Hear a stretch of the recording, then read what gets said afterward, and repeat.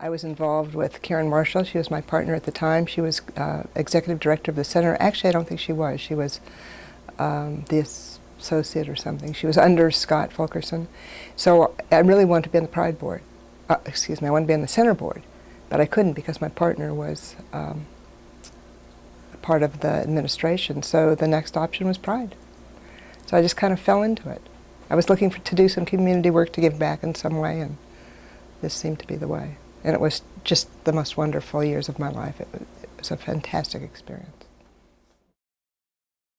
The separation from the center had to do with our own becoming much more independent. We wanted to have our own ideas and run things our own way, really. And we were financially solvent at the time. We had gone back to being connected to the center because we weren't financially solvent. And the center bailed us out, which is really to their credit, and without them there wouldn't be a Pride today. So at a point we grew, and it was time to separate. Others might have other opinions. I was fairly new on the board at that time. Roger Hedgecock had been a friend of our communities and turned. And my personal opinion is that it was probably for his own political benefit. That I think his point was we were trying to get into the St. Patrick's Day parade and many other parades, and we were being excluded. And so he was kind of turning the tables on us to say, well, if we can exclude, do we also exclude? If we could be excluded, do we also exclude? And his contingent did not support our mission statement. So it was a pretty remarkable time because the ACLU and Lambda got involved, and it was one of the first times that I can remember that a major decision was made to support San Diego Pride. That it was one of our first major issues in that way, and it was just a very big high. I can remember actually the rally. It was just, we were all filled with such elation at what had happened. So we became really a political force of the city and a political force to be looked at in the U.S. It wasn't disrupted for that long, but it was absolutely stunning and frightening that they timed it to interrupt the contingent of the children's group. Was pretty horrific. And it just gave us more resolve to say, okay, let's tighten up our security and nothing's going to stop us. And I think on one level it also gave at least me pride to say, it's not interesting that they're interested in targeting the most helpless of our community. They're that frightened of us. It was just pretty remarkable. Someone hid in the crowd. I think there were some people maybe who knew but didn't come forward. So to my knowledge, the person was never identified, and it never happened again. We had much greater police support after that. The police in San Diego have been incredibly supportive. Without them, I don't think we could have done it either, and huge credit to them. Frank was an FBI agent who was gay and came out as gay, and he took tremendous abuse. He was thrown off the force, and he fought, and I can't remember what happened. I think I know he was never reinstated, but he was compensated. And pretty amazing back then. Anybody who came out, when John Graham came out, all the different people in law enforcement came out. I think it was quite remarkable. I have such great gratitude to them because they came out in these big bureaucracies that were pretty heterosexual. And to come out and say, this is who I am, is pretty remarkable.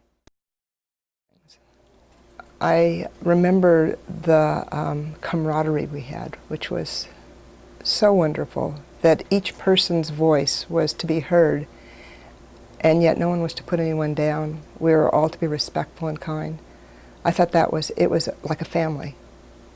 And I remember when my relationship broke up, going to my Pride family and saying, if this is affecting you, I will step down. And of course they said, no, we don't want you to. But it was that much of a heartfelt community.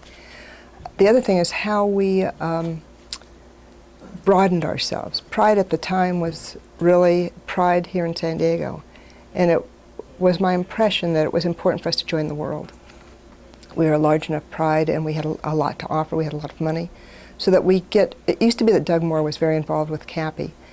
And he would come and do his reports, and we'd all sit and yawn. Never even knew what the organization was about.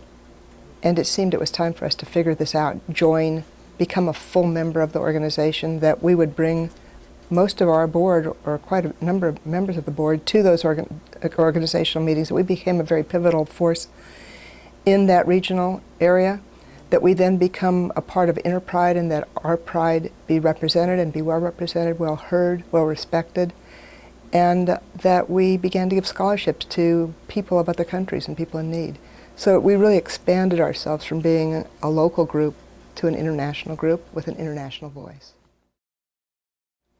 What my own belief about Pride is that the rally is the most important part of Pride. The parade is the second most important part of Pride, and the festival and parties are secondary to that. And the reason that I believe that is that the rally really is the political arm. It's the thing that gets us churned up. It gets us revved up to know why we're doing what we're doing and why we're creating this weekend. And without it, we miss the essence of the fire. The rally is the fire. And it used to be that the rally was pretty boring, and I think it's kind of a little boring now too. So what we did, which I thought was fairly brilliant, was we always sent our rally chair to creating change. So they would find the fiery people. If not there, they'd meet up with people to find who are the fiery people who could set this crowd on fire. And that's what needs to happen, because the fight isn't over, the passion isn't over.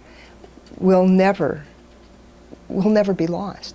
There will be people who will always be discriminated against. I believe that. If not in the United States, somewhere. And if anybody's discriminated against, we all really are. So it's our obligation to keep the fire going and not to let that go. And then I think, so the rally is the fire. I think the parade is the physical representation of who we are. And what I think is so important and so wonderful about the parade is that we're a spectrum, we're a huge spectrum of people, and we get to show ourselves in all the different ways that are really true inside of ourselves. And we're the only community that I know of that really allows it, where I think the heterosexual community and all the communities have that same spectrum. We can really show it. And what pride to know we can be who we really are, and we can show it in the way that creates such joy. We need to really continue to create a very creative organization that meets the needs of all those that need help, not just the LGBT community, that we become an integral part of the whole community of San Diego, and really the larger community as well. I mean, nationally, internationally, so that we can add support, comfort, care to anybody who's in need that at least falls within our mission statement.